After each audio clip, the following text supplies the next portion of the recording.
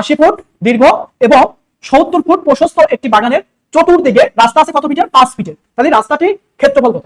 তাহলে দেখেন প্রশ্নে কি বলছে, আমরা একটু পরীক্ষার খাতায় নোট করতে পারি, যে আমাদের কোশ্চেনের পাশে যে ফাঁকা অংশগুলো থাকবে বা সাদা অংশগুলো থাকবে সেখানে চাইলে কিন্তু আমরা ক্যালকুলেশন করতে পারি বা নোট করতে পারি। তো দেখেন এখানে কি আছে? 80 ফুট দৈর্ঘ্য। তাহলে আমি একটা বাগানের চিত্র অঙ্কন করা স্টার্ট করি। হ্যাঁ, সাপোজ মনে করি 80 ফুট দৈর্ঘ্য এবং কত 70 ফুট প্রশস্ত।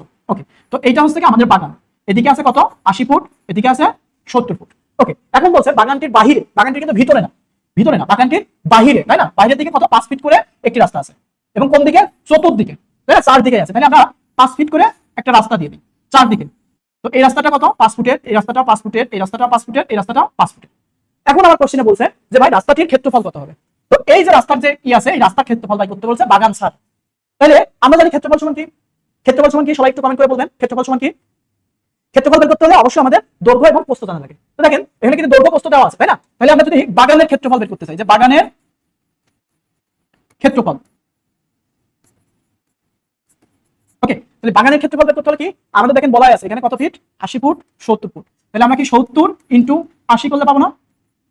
27টা 56 আর এই 2 শূন্য বসে গেল।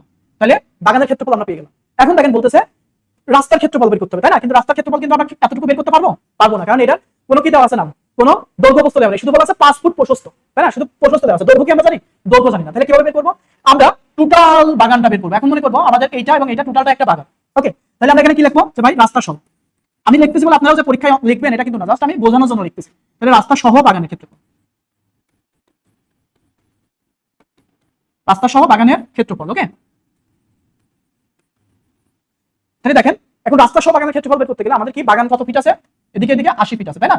সরি, এদিকে এদিকে 80 ফিট আছে। 80 ফিটের সঙ্গে আরো কত ফিট অ্যাড হবে? 5 ফিট করে অ্যাড হবে। এদিকেও কি 5 ফিট আছে, এদিকেও 5 ফিট আছে, মানে দুই দিকে 5 ফিট 5 ফিট 10 ফিট আছে। তাহলে 80 এর সাথে 10 যোগ হবে, তাহলে কত হবে? 90।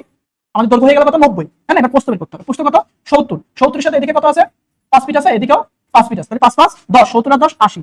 তাহলে এই 80 আর 90 গুণ করলে কত হয়? 8 9 72 আর 2 শূন্য বসে গেল।